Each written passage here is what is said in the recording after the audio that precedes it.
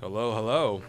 I'm very excited to share this video today because throughout the past, I would say 13 years of my life, I've watched some of my friends really become successful.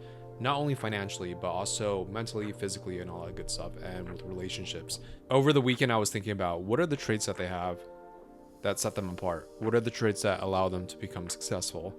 So, without further ado, let's go ahead and dive into the traits that I think help them become successful. The first trait that they have is they have vision and a long term focus. They are rarely very reactive to what's going on in their life.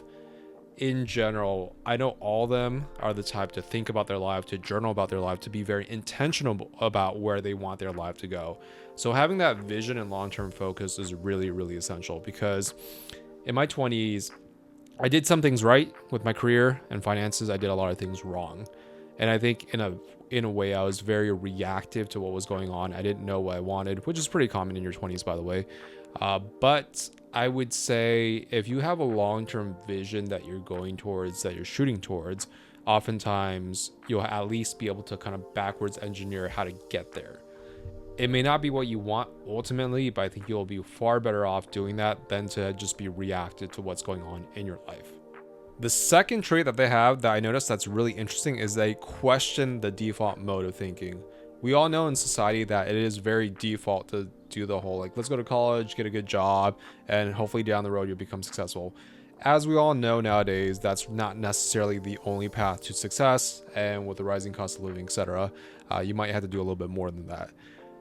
What my friends have done well, the ones that are successful, is I notice they are the personality type to really just question things.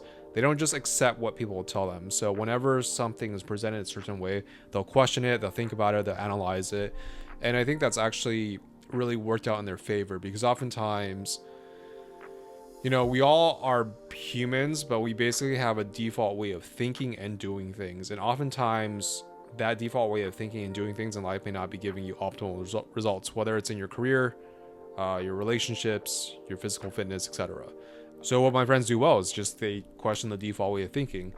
I don't know if there's really any resources I can really recommend on this topic. I know books that my friends really liked and recommended included Thinking Fast and Slow, so I'll go ahead and link that in the video description. But in general, I would say the takeaway for you is think about the way you view the world. Think about how you think the world operates. Think about the scripts that are operating in your life. For example, to be more specific, imagine your pathway to becoming rich, if that is one of your goals. Do you think that working a job will get you there? In some professions that pay really well, of course, it could get you there. But a lot of other jobs may not necessarily build the wealth that you want in the time that you want. So think about if you continue down your certain pathway, as well as the way you think about life, is that potentially going to give you the opportunities and the results that you want, or is it not going to? Because if it's more the latter, then I would urge you to really think about how you're thinking about things. I know it's a little bit more esoteric, and it's kind of harder to verbalize this point. But the point being is we all are operating on specific mental models on how we expect the world to work. Some operate on mental models that serve them and help them create great results. Other people operate on mental models that keep them stuck. So just, the first step is always awareness. So just be aware of what your mental models are. Probably not doing the best job of explaining this, but if you have any questions, drop it in the comments below and I'm more than happy to follow up on those comments and questions. The third trait I've noticed of friends that are very successful is they have very high levels of discipline and willpower. I would say they have insane levels of discipline and willpower. So for example, one of my friends recently, I was talking to him when we were on a trip. He wanted to clear out some digestive issues, so he did a juice fast. He said the first time he did a juice fast, he did it for around 7 days. The second time that he did a juice fast, it was for 30 days. Anyone that's done a juice fast will tell you that it is pretty brutal. I've done a juice fast for like 2 to 3 days. And I guess that's maybe one reason why he's maybe a little bit more successful. But the point being is they have supreme levels of discipline and willpower. No exception. I have yet to see a friend that has terrible self-control that is successful. Now, we are human, we all have our vices, etc., right? We're not machines, but I would say, generally speaking, I notice these people have a level of mental toughness where when they have a goal or they have an idea in their mind, they're going to follow through on it, and they're not going to let their urges, their cravings, their, bad habits really take control of them. In a nutshell, in their mind, they're the ones in the driver's seats. They do not need to bow to their own desires. They don't need to bow to the urges. For example, if you're eating a very strict diet, for them, they're like, I'm doing this for the good of my body, and I will not break this diet. I notice for other people that are not successful is oftentimes whenever things get tough and whenever things test their discipline, they quickly cave to their cravings and all that stuff. So what I'm trying to say is my friends are successful. They have a very high level of self-discipline and self-control. And it is one thing that I noticed for them that allowed them to just keep on the path that is beneficial to their life. For example, like eating healthy, right? And over time, that does pay off. The fourth trait of successful friends is they are very proactive and they get into action quickly. I think my friends are the type where, at least the successful ones, they're not the type to overthink things. They're not going to like think about something for 6 months, a year to a few years. Whenever they see an opportunity or a thing that will positively impact your life, more often than not, they're going to get into action. They're going to actually start implementing it. I think we all know people where they like to talk a good game. They talk about how they're going to go on a diet, how they're going to lose weight, how they're going to find their dream partner, how they're going to get a new job. And then like 3 weeks pass, a few months pass, a year passes, a few years passes, and they're still in the same place. That is the complete opposite of my friends that do well. Whenever they want to change something or they see an opportunity, more often than not, they do it quickly, almost immediately. So I would say the reason why this makes people successful is oftentimes there can be nothing in the world that really replicates real world experience.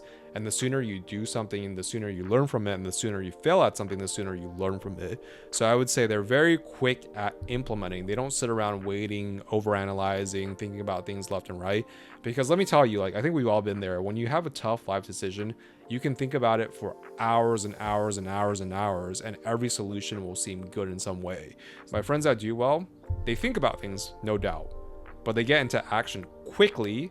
They test things out quickly, and that allows them to learn more quickly than someone that's just sitting back, analyzing, thinking about things. The other trait of my friends that are successful is they are very open to feedback in general. They're not the type to get their egos hurt if you give them some constructive criticism.